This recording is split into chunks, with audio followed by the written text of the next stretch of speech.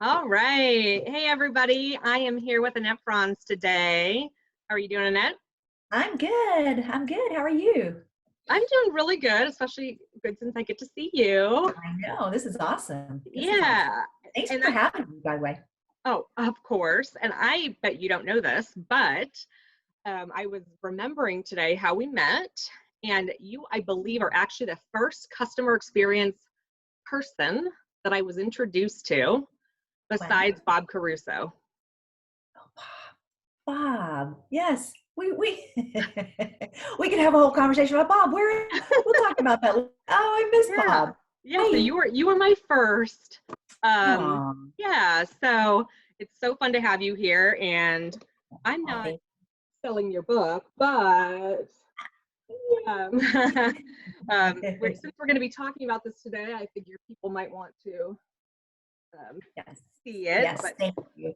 Oh, yeah. And for anyone who's wondering if it's a good book, I could just say lovely things and you would wonder if I'm telling the truth. My Amazon review is out there from when I read it, and it is very flattering. And actually, really the biggest thing, super actionable and practical, which is two of my favorite words. It's not all theory. It's not even that at all. So I love it. Awesome. But we're just going to have you demonstrate how much is in here by grilling you today. Awesome. I look forward to it. And thank you for it. That was my goal when I wrote it, was I really wanted people to just guidebook, handbook, whatever you want to call it, of, hey, I can take this and go and do this. So perfect. Thank you for that. And the other thing, so the gal that works with me, Deanne, when I hired her, there was a few weeks before she started, and she said, you know, what should I be reading? I mean, I want to know everything about customer experience. It sounds so great. And I may or may not have said, oh, read this book.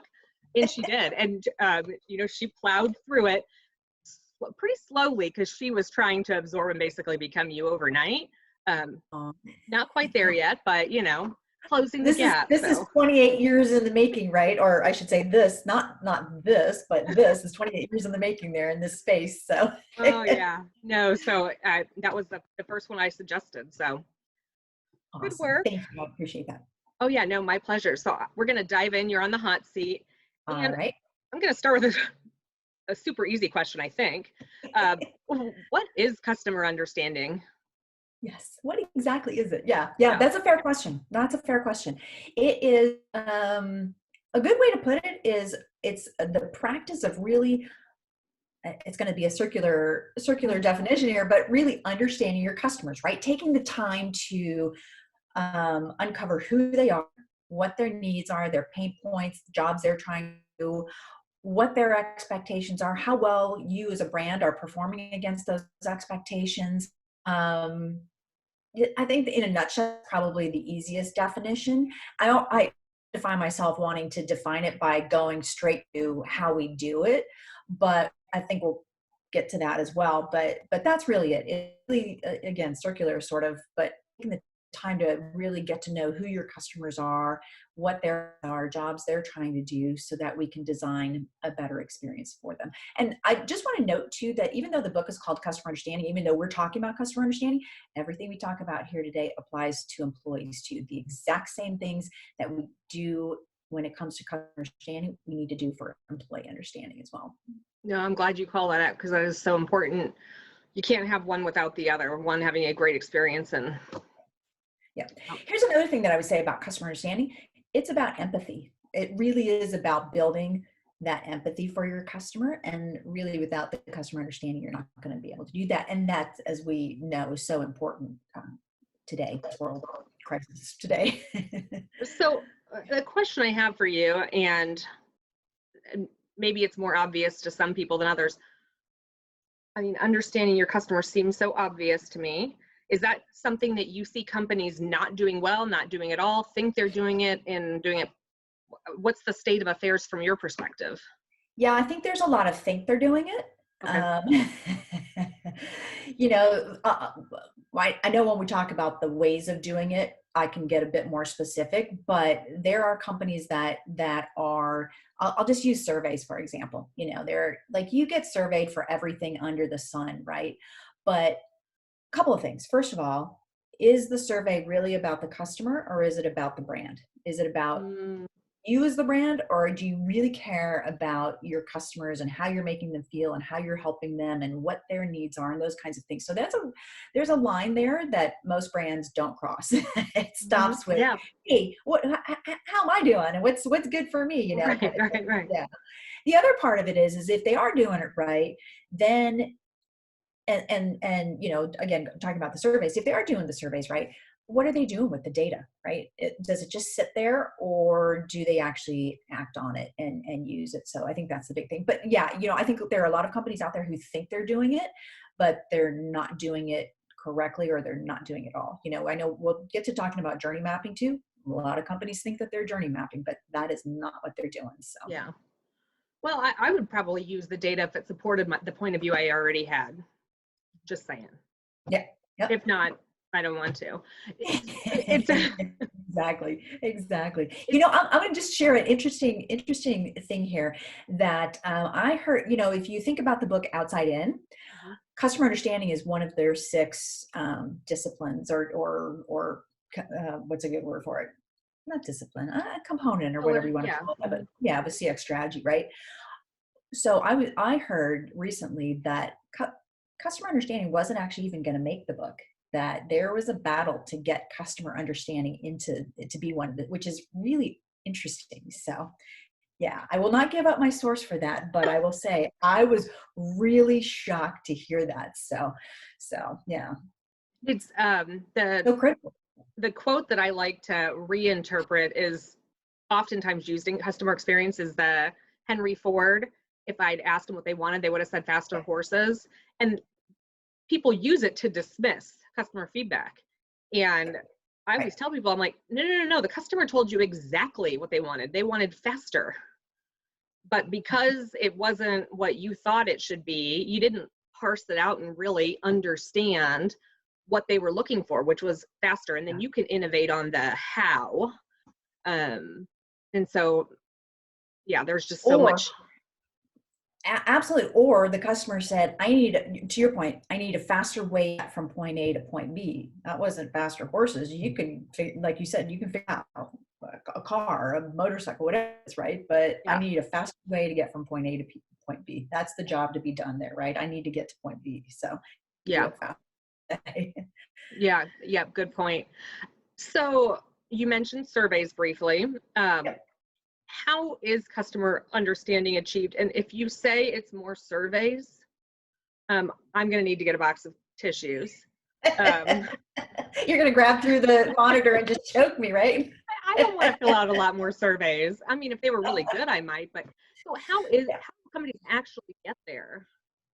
Yeah, good question. And more is not necessarily better. Trust me on that. So there's three ways, right? That's what the book is about. The three ways to put the customer experience in at the heart of your business. So there are three ways: listen, characterize, and empathize. So listen is about not just surveys, right? A lot of different ways that we can listen to customers, right? We can do surveys, we can go get online reviews, we can do customer advisory boards, we can voice of the customer through the employee. We get, you know, there's so many different ways to get feedback from our customers, but it's also data, right? It's the breadcrumbs of data that they leave behind, interact and transact with us. So the data you have from your website, the data you have from the purchase, the data that you have in your CRM system, the data you have in your contact center data, all of that. If we marry that data with the feedback, man, wow, that's boom, that's magical, right? I mean, there's so many great things that we can learn about our customers and their behaviors and who they are and how they interact, how they transact, and their needs and those kinds of things. The second way is characterize, and characterize is all about creating personas. And personas are really research-based personifications of groups of customers who have the same jobs to do or have the same problems to solve. And I always like to say that when you're developing personas, you have to do the research. You actually have to talk to customers to create those. I have seen so many create personas by getting together in a room. Hey, let's bring some stakeholders together and figure out who, what our personas are. And it's like, you can't get much more inside out. You actually have to talk to customers to know them. So yes, so that's very much research-based and very much based on talking to your customers. And it's very different from, I know a lot of people talk about target demographics and segments and stuff like that. That is far too high level. Those are great for advertising, or those might work for advertising. The example that I always use, when they talk about a product for men 18 to 49, but what is an 18-year-old kid I have one of those, so I'm going to say kid. To do with how does so how can that even become a target demographic, right? So we have to bring it down to a level that's much closer to who our customers actually are. And then the third way is I call empathize, and that is journey mapping, and that is walking in our customer's shoes step by step, some interaction or some transaction that they have with us, and clearly detailing what the customer is doing, thinking, and feeling throughout that interaction or transaction. And this is where things kind of get mucked up, because people talk about touch points, which is fine. You can do a touch point map, which is different from doing a journey map. Journey map has to include what the customer is doing, thinking, and feeling always. Yeah, no, that is a really good point, because I think I see people doing touch point maps far more often than journey maps. Absolutely. But either one, when I see them doing it, typically it's for wall art. Yes. They do it, they're super pretty, way prettier than the ones I make, but then they go on a wall in a drawer and Yep. So absolutely. And I have a process, a whole process that goes around it, right? I always say embrace the tool, know the tool, but embrace the process, right? Yes. The process has to start with, planning and doing current state mapping. It's got to have, the root cause analysis. It's got to have service blueprinting. It's got to have future state design. It's got to have, and then in the end, you've actually got to go and implement that stuff. You've got to go and do something with what you learned. And so again, to your point, are people really, understanding how are companies actually, doing customer understanding? No, because to your point, with the journey maps too, they just end up as a pretty picture on the walls. So if the pretty picture on the wall isn't the goal, correct, then, and it's the process. Yeah. What are some of the considerations in terms of approaches for small and mid-sized businesses? Because they could be thinking, this is for big companies who have a lot of money and people sitting around who can spend millions or whatnot on personas and journey mapping, and it can feel super out of reach. Yeah. I think that's a fair question. And I get asked that question a lot. And when I think about SMBs, I think about especially startups and those small businesses, because I work with a lot. It depends on what your definition is of medium, but I work with a lot of medium-sized businesses, and they typically have the budget to do this for the most part. But even if they don't, I think, let's start with Listen, for example. We don't have to use expensive survey platforms and the big enterprise-wide feedback. Most small companies, how many employees would you say small company? Less than a couple thousand. Less. Oh, okay. So you're actually going. I'm thinking like 200 to 2,000, just kind of. Okay. I have a couple clients in that bracket, and they've actually got the budget to do this work on a broader scale or a larger scale. But I was thinking actually even smaller, for folks who don't have a budget, whatever the size is, they don't have the budget. That for listening, you have so many different approaches that you can use, right? You've got social media, you can develop a customer advisory board. You can do these things virtually too, where they don't have to be extravagant. And customer advisory boards can be very extravagant, but if you can do a scaled down version of some of the things that we typically recommend for larger enterprise-wide organizations, but also efforts, just scale it back and do what you can do. You can, here's a simple one. You can actually mystery shop your own organization, and have, ask your, like startups, ask your friends and family to mystery shop your organization. If you're a small mom and pop dry cleaner or small, business, really, Main Street type of business, get your friends to mystery shop and be honest. Pick friends and family who will be honest with you. That would be me and my family. Oh, we could veer off in a whole different direction right now, but I won't go there. But because I'm German, so we would be very, but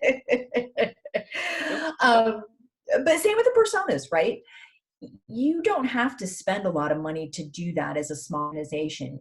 I don't recommend you sitting around the table like we talked about and doing it all internally, but you can get customers together. You can talk to customers. You can put together some of, the questions that you want to ask people that you can develop these personas without spending a lot of money. Same with journey mapping. You know what? Journey mapping, I'd love to start with just butcher paper and Post-it note. That is not a lofty, expensive.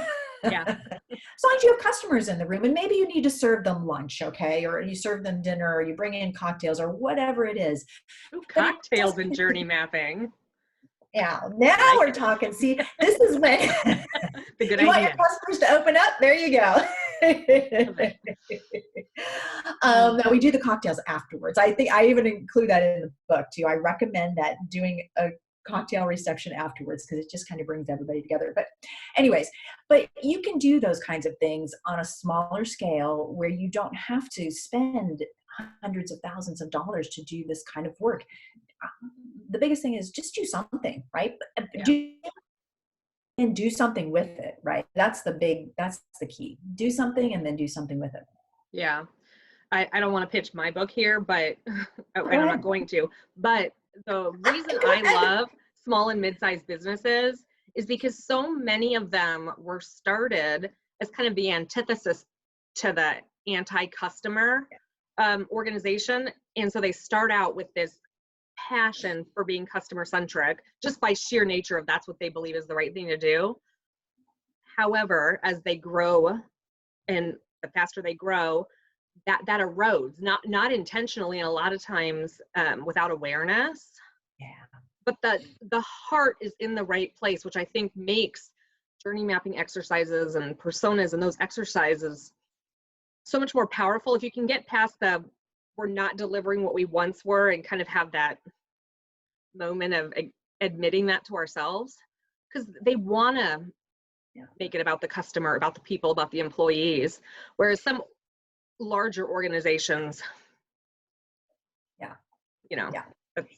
that's actually a really good point. That sort of self-realization, or that self-awareness that, you know what, we're not doing things the way that we actually set out to do them, and so we've got to do them differently. And honestly, during this crisis, I think that's going to really be a shining beacon. Maybe that beacon's the word. A shining beacon out there. And a real eye-opener for a lot of companies that, you know what, we need to take the time to really focus on our customers going forward, not just today, but always, and do things differently. So that's my hope anyways. Yeah. Well, and it's amazing how you really see the values of a company in times like this. And then you get copycats, and some of the copycats are just as authentic, but some it's more, I probably should do it because we actually have the neatest little story down here. There's a little succulent shop, and I have a problem. I have an addiction. I think I've seen that on Instagram. Yeah, I do. Yeah, exactly. I don't have a green thumb, but I found out the more you ignore them, the more they just grow. Imagine that, yes. So we have a little succulent shop, and they throw events. And when the whole crisis happened, they had to shut down. And the woman who owns it was like trying to think how she could help the community. And I don't know how she came up with this idea, but brilliant. And she put together this little pay it forward, or where you're inspired to send a little succulent to someone, and it says, they should keep the chain going. Yep. $7, sweet digs, by the way. But nice. And they'll send a little succulent. It's very sweetly packaged. I mean, $7 is nothing. Wow. She just posted the other day that overwhelmed with business. I mean, it is out of control. Awesome. I mean, just And it's just because she so authentically wanted to do something to contribute to people and their ability to connect with people. And I love seeing when you can tell that a brand, their deepest desire is to serve. Yeah. Yeah. Yeah. And then, yeah, and then the others. Yeah. Yeah, exactly. We won't talk about them. So I know you say that customer understanding is the cornerstone of customer centricity. Yep. Can you explain a little bit about what that means? Well, I just rubbed my face. Sorry. My hands are clean. Wash your hand. Okay. I've been sitting here for the last 15 minutes going, hey, my nose, I just got to. Oh, I've already, yeah. Because there's really no way to be customer centric without understanding your customers and without bringing the customer voice into the organization. The way that I define customer centricity, I know there's these crazy definitions out there about what being customer centric is, right? Oh, well, we give away everything for our customers. We do everything for our customers. We do this and that. And it's like, no, it's much deeper than that, actually, right? I like to say no discussions, no decisions, no designs without bringing the voice of the customer, without bringing the customer into that, right? Without asking, how will this impact the customer? How will it add value for her? How will it make her life better? How will it make her feel, right? So every time you do something, whether it's a meeting, a conversation, a discussion, it's a decision that you're going to make, or it's designing a product or a service or whatever it is that you're designing, asking those questions and just making sure that you always bring the customer and her voice and her, needs and pain points and problems to solve into those things. So that's how I decide. And that's why, customer understanding is the cornerstone of that, because it really is the foundation, or it's what's holding customer-centric organizations together. If without knowing who the customer is and what their pain points are, you're not going to be customer-centric. Yeah, if you've built a persona on what you all think your customers like, and then you build your centricity around this assumptive persona. Yeah. That's messy. Exactly. You just said something that actually reminds me of a funny conversation I had with a client when we were still traveling. Seems like years ago. I was in a meeting with them. We were sitting in their conference room and we were talking about, I was explaining to them the journey mapping process. And we started talking about this, notion of customer centricity, and you could just see people going, partway through the conversation, people are going, I think the customer, and I think that we think the customer, and I go, you guys, for every time you say, I think the customer, or we think the customer, put $1 in that jar in the center of the table, right? Because you need to say, I know the customer. We know the customer because you've done the work. That's what customer centricity is. We know the customer needs this or wants this, or this is going to solve a problem for her. We know, not we think. So that's the difference there. Yeah, I want to make sure to highlight what you said about, for every decision, understanding the impact on the customer. And I'll tell kind of a funny story that do not ever do this with a customer. Total foot and mouth, but no one will ever forget again. We were talking about why you need the customer involved in your prioritization process of initiatives. And the customer's like, my client was telling me, we've got internal stuff we need to handle, and that the customer, if they're not relevant in that. And I'm like, look, play with me here. Yeah. And so I may or may not have used an example about either out of order restrooms in your building. And I'm like, even if your clients aren't on site, what's their experience going to be when all the people who serve them don't have functioning facilities? Right. I'm like, so no matter how far removed, there's an impact. And I don't know that, and I really understood until someone kind of took me through those exercises, how everything is just that ripple, from the darkest corners of your company internally through the employees to the customer to the broader world. Yep. How intertwined they are. Yeah, very much so. Very much so. It's crazy. Employee experience drives customer experience. And that's why I said at the beginning too, right? That this is everything we're talking about here applies to, you've got to do this for your employees too. You've got to make sure that they have a great experience. And this is an interesting thing, right? Here's what, because when I first start working with clients, I interview executives, customers, and employees. When I talk to the employees, this is what they tell me. They tell me all the things that are happening, the communication, leadership, and growth, and career development, all that kind. What they tell me is that they don't have the tools and the resources and the processes, or the processes are broken, or the policies are outdated. The workspace, the workplace, the consumer grade technology to allow them to do things at a rate of speed that would actually be normal for most people. But these are the words that hit me the hardest, and every time I interview employees, this is what they say. We don't have all those things that I just mentioned. We don't have those things to serve our customers the way that they deserve to be served. And that is just, wow, powerful, right? And so that just talking to your employees, you can understand how that connection is made to the customers and to the customer experience. So I think that's a really important point. And I think that's one that we just need to keep talking about and keep reiterating too. And you cannot have a customer-centric organization without putting the employees more first either. So, well, and if you aren't giving your employees the tools, the employees are probably at least going above and beyond in some areas to manually provide, to level up the service just because they want to meet their customers' needs. And that's super inefficient. And so not only now is the customer having to wait longer and it's inconsistent, but you have employees not being as productive. Now, in this case, they're doing it for a very good reason, but that's expensive. So it's the ROI, it's like. Yeah, it's hard on employees and it's hard on customer. You brought up the word inconsistent, right?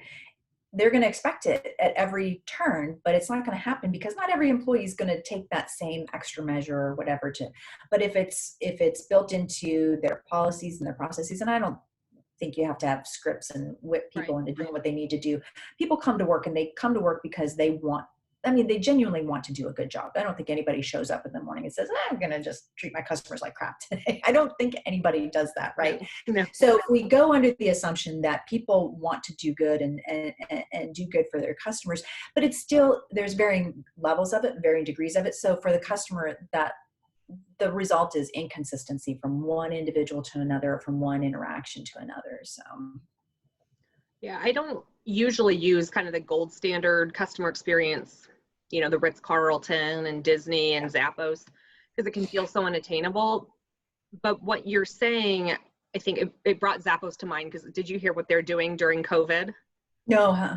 Oh, they've done all kinds of fun things. I've seen some things on LinkedIn. They've done some fun things there. So that company continues to astound me. Their new ads are, they'll provide customer service for anything. Oh, I you love call it. them about, they're like, if you want to know the best shows on Netflix, and but that's awesome. How ingrained that has to be in your culture, your people, your everything to be able to offer that. You just said it, culture. And I meant to say that after my last comment too, is about the core values, right? That's how you get people to, is if you've defined your core values, you've defined behaviors associated with each of those core values. That's the heart of it for Zappos, right? Those 10 amazing core values and the culture that they've established, that gives them the freedom to do whatever it takes to do the best for your customer and do what's right for your customer. And if it's helping them find the best Netflix movies, then there you go. And you don't have to buy anything from them. That's their other piece. Yeah. I mean, I think there's a lot of stories out there, like the ordering a pizza and, all that, that's not anything new for this crisis.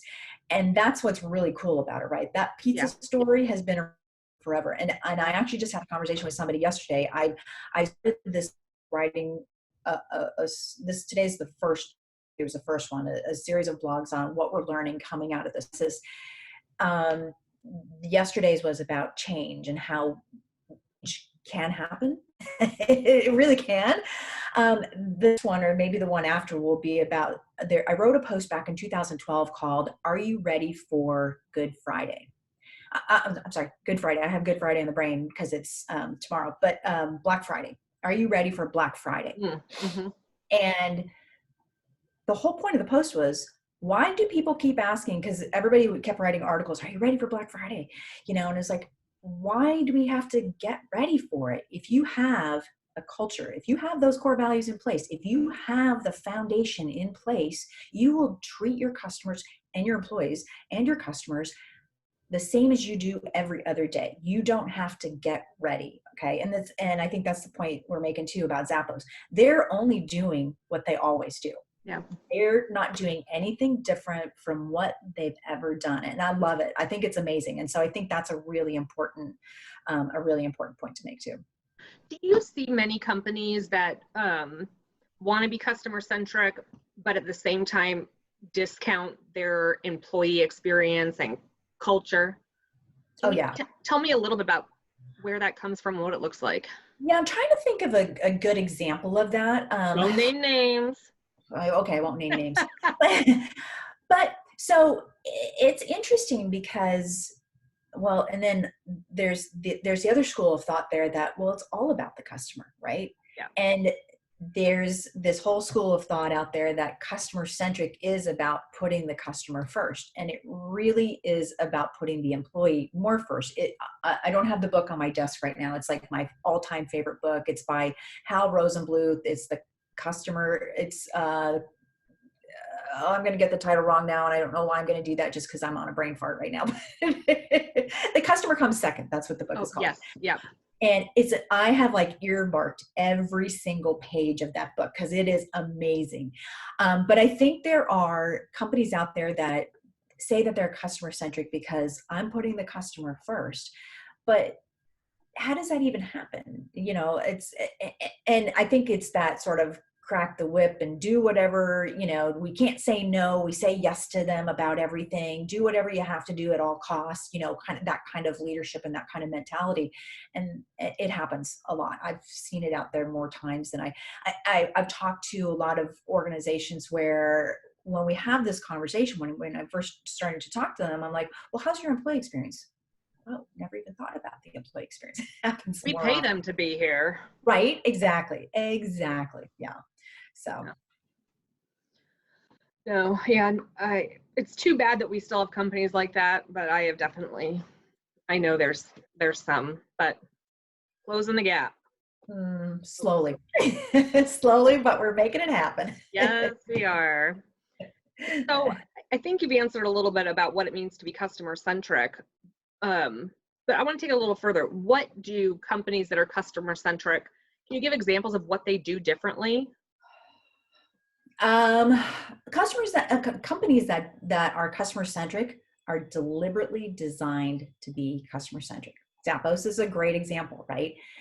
There is a deliberate commitment from the CEO and from the executives to do what I said it requires to be customer centric, to always take the customers, you know, put the customer's best interest at the heart of the business, but also to put the employees more first, right? So there is a deliberate commitment to do just that. And it's a mindset shift. It's a behavior shift.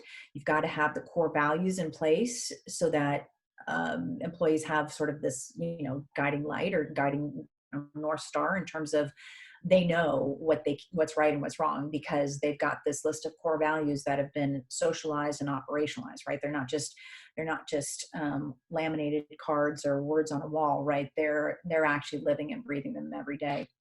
So we already talked about that, putting employees more first. That's customer-centric cultures put employees more first. Customer-centric cultures are also where people are put before products, profits, and metrics, right?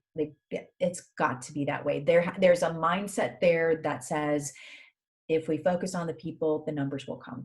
That's the bottom line for customer-centric companies. Customer-centric companies, obviously, customer understanding is at the core.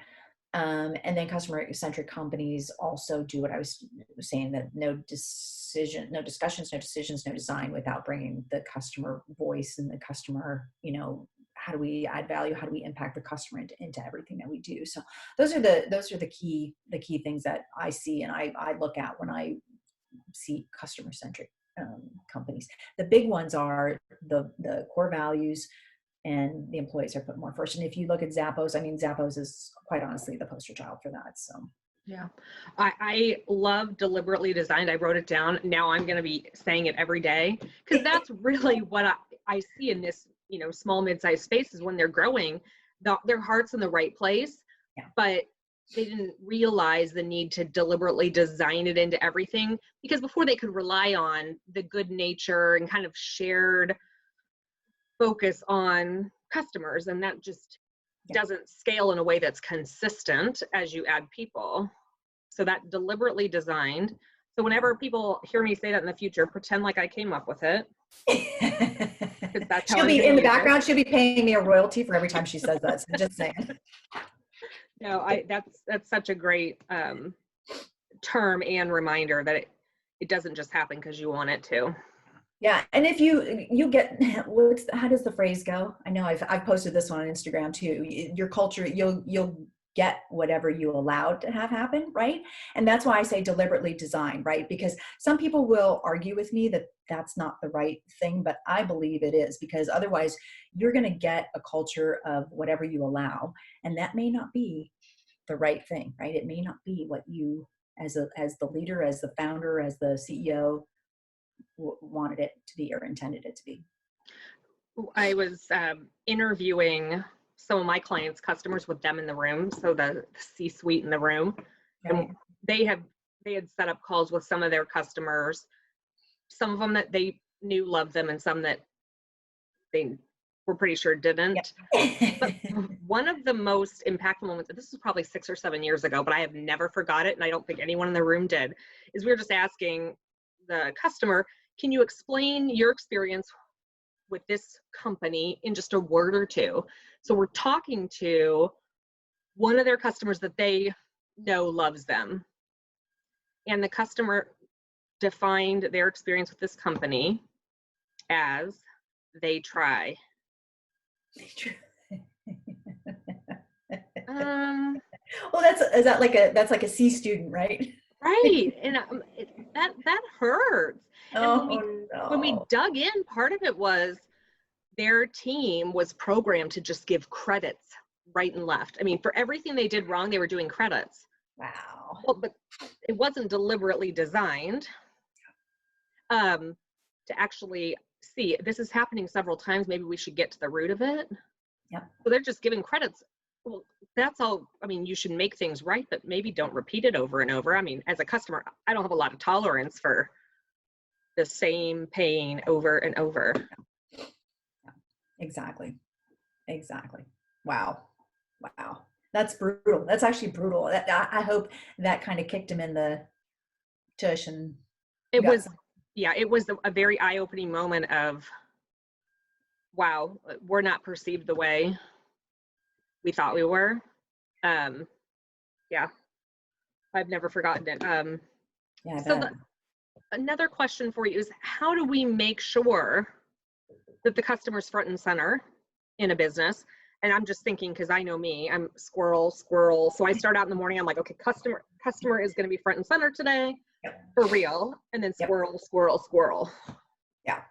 So there are a whole list of things that I usually propose that companies do for this. So one of them, the most popular one, I think everybody knows this one, is that empty chair, right? Jeff Bezos popularized this. Have an empty chair in your meetings. That empty chair represents the customer. And I've heard from folks who have done this that they do cool things with the chair, right? They'll paint it. There's like a teddy bear, there's a mannequin, or there's whatever, but no, that chair represents the customer. What else? I like the journey maps on the hallway, in the hallways, let employees and everyone just kind of see what the experience is that the customer's having, what they're feeling and what they're thinking as they're going along the experience. Personas. So you've got personas, put them on the wall, or put pictures of your customers on the wall. Not everybody can do this, is what I've learned, is that there's some challenges behind this, because battles about customer. I don't understand this, but I've heard from some that, well, we can't put this customer up if we don't put that customer up. And it's like, exactly. That's my reaction too. But the cool thing is if you've ever been here, I'll give it a prime example. This is a great one. Airbnb, if you've ever been to their headquarters, awesome. They've got pictures of their customers or hosts up on walls. Not only have they designed their conference rooms to replicate host sites, right? But they've got pictures of their hosts with a little placard of a story about the host, why they're hosting, who they are, where they are, all of that. So cool, because it keeps the customer front and center every day. Not the least of which, you're sitting in a conference room that's a replica of your customers, your hosts' places. So that's a cool one. Bringing customers in. This is always an interesting one. Bringing real customers in. You just mentioned that, right? You're having a meeting, bring real customers in and ask them how they feel about this new policy or this new process that you're going to propose. I mentioned journey maps. Another interesting one is to do a journey walk or a journey gallery, where you actually walk your employees through the experience. It takes a little bit of room in the building, right? But you actually walk the employee through the actual journey map, and you walk them through the steps the customer takes. You let employees know, this is a moment of truth. This is a make or break moment. This is how we make them feel here. This is how they want to feel here, those kinds of things. So that's an interesting one. A customer room, I call it a customer shrine, right? Have a room somewhere in the office dedicated to all things customer. It's not tucked away in a closet back somewhere. Yeah. It's, even if it's in your lobby or it's somewhere where employees have access to it every day, where they can go in and see, the feedback, videos, customer interviews, the personas, the journey maps, all of that, all of your artifacts about you've gained from your customer understanding work can be in this customer room. Another one that I like too is that when we start meetings, we always start meetings with, here's our numbers for the day, right? Here's how much, here's revenue, here's how many, X, Y, and Z, here's our NPS, whatever it is. Let's start the meetings by talking about customers. Let's start the meeting talking about real people. Everybody has the numbers, right? Everybody, they get passed out every day, right?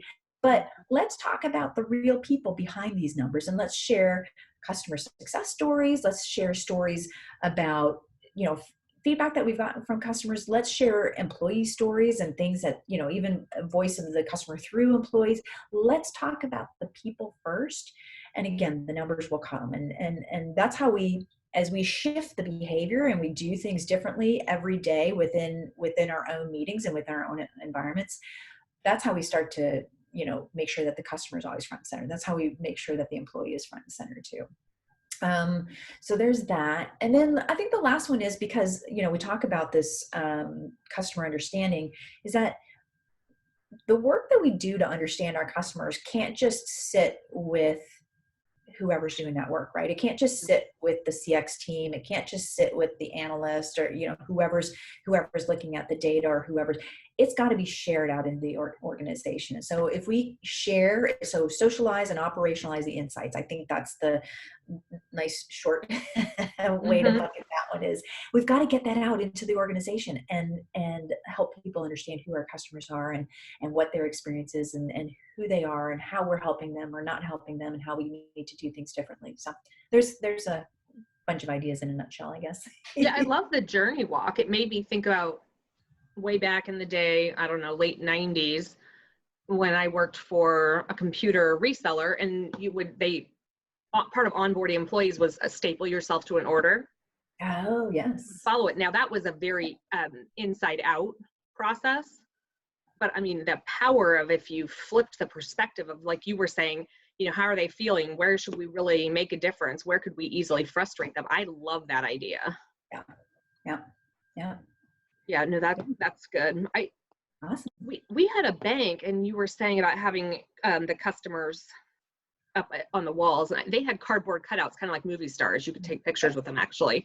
And I love the little stories, because it really did remind you that who you're talking to is more than whatever their title is. Yeah. And I mean, it shouldn't be that way. And yet I think we've probably all been there where, yeah. So an interesting story. I was working for or with someone. We were doing a session for a bank. This is a couple of years ago, and they had captured all these verbatims from customers. And so they were kind of doing what you said in terms of starting the session by reading verbatims. Yeah. They had put the verbatims in different envelopes and handed them out to all their executive leadership in this audience of a couple hundred. And then they just had them stand up to read them. Great idea. Was not ours. I mean, I would love to take credit for it. Cannot. And so we had 6 of them, and somebody stands up and talks about it was a mortgage part of a bank. And they're reading, you know, you helped us get our first home, and it's amazing, warm, fuzzy. Next one, very similar. Next one, very similar. And so you've got all the leadership in town for this big event. And right. You can, I mean, this is an amazing moment. Well, the envelopes weren't shuffled very well because the next 3 were, you ruined our life. We lost our dream home. Oops. And I just remember because the executive that was kind of leading this session, you could see they were like, I mean, they didn't really know what to do. And right. Then they said, they're like, how could customers have such different experiences with us? That goes back to the consistent thing you were bringing up. And it was just one of those moments to like witness where it was like, what happened? Yeah, that's really powerful. So if there was one thing about your book that you wanted people to know, what would you say? Either your favorite part, the must read part?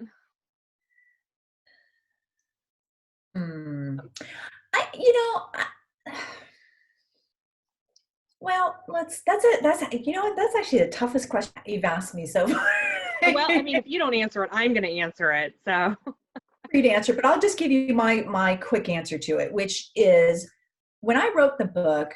So the book, and sorry, this might not sound very customer-centric, but when I wrote the book, I wrote it the way that I like to read books, right? And I have a feeling, what? Okay, that's not customer-centric. I know, but I cannot read a book where there's like, I have an example here, where there's like 1,000 pages on the word and it's like 3-point font. I just can, that just turns me off. I wanted it to be easy to read, like you said, practical and actionable. And I think I achieved that. I just know the paragraphs are, you know, to the point. You know, I don't have a paragraph running on for 3 pages, none of that, you know. And so for me, I think that's my favorite part, is that it turned out the way that I hoped it would turn out. So I would say if you aren't enjoying this interview, you probably won't like the book. I've had so many people say, tell me, as I read the book, I heard your voice in it. So yes, and I'm like, you know, maybe drinking wine or not while I'm reading the book, but it sounds. I was drinking wine when I wrote like you. Well, you know, then it teamwork. But yeah, no, it if people want an article in a academic journal, this is not that. This is the super relatable, easy read, and especially for small to mid-sized business, it's the how do you do this? Like, let's go do this next week or tomorrow. And not the, okay, build a business case to do the project. It's going to be $7 million to kick off, which is awesome. And I know it sounds like I'm selling her book, but I mean, I kind of am. And for those of you who actually listen to, I interview Jessica Thiefels on content strategy. You may hear that I reference Annette. So really quickly, will you mention your blog? Because I actually talk about the fact that, I mean, you love to write, and it's jam-packed with good morsels. Yeah, you know, I do. You know, so before I mention it, I'll mention one quick thing. You know, I started my career in 1992 at J.D. Power and Associates. I was looking for a job, ad in the newspaper, right? And people always ask me, how do you get in? How did you get into this? And you think there's some miraculous. And there's nothing miraculous about my story. Reading a newspaper, and I go, J.D. Power and Associates. Well, I love math and I love to write. perfect. That's market research, math and writing. Awesome. And here I am. I loved it from day one, right? So yes, I do love to write. My blog is on my site, cx-journey.com. Back in the day, I was writing 2 posts a week when I was really ambitious. now I do 1 a week. I've got one post a week, typically posted on Wednesdays. But I love to write. And my whole mission and purpose is really around, because I've seen this thing evolve. This thing called customer experience evolve since 1992, right? And there came a point where I was like, I have to get this stuff that's in my head out on paper. And help people and share what I've learned. And so that's my mission, to help people to become better customer experience professionals. So thank you for that. I appreciate it. Oh, no. Yeah. It's one of my favorites. And so folks, follow her blog. And if there's a question you have about customer experience, I mean, all the blogs are up there. So you can, search and find. The principles are the same. I mean, when I've looked at blog posts that you wrote years ago, it's timeless. It's still completely relevant. Yeah, so absolutely. Well, like we talked about earlier, this one that I wrote 2012, 8 years ago. I wrote it 8 years ago, and it's still applicable today. Absolutely. That's so awesome. So anything I haven't asked you? Oh gosh, there's a lot, but maybe we should just leave those for another time. Wrap up the recording and I can ask you afterwards. Okay. Thank you so much for coming on. I mean, I know we're also friends, but it's such a privilege, just because you were first person that I met in what has become, my passion, customer experience as well. And you're a font of all things customer experience in the most practical sense. So appreciate your time. Yes, thank you. I appreciate you having me, and I appreciate our friendship too. So thank you for that. No, my pleasure. And enjoy lockdown, stay at home orders, with the boys. Oh, always.